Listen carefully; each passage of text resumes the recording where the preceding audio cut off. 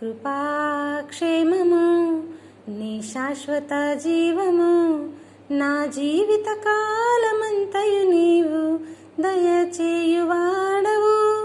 మహోన్నతమైన నీ ఉపకారములు తలంచుచువను క్షణము పరవశించనా.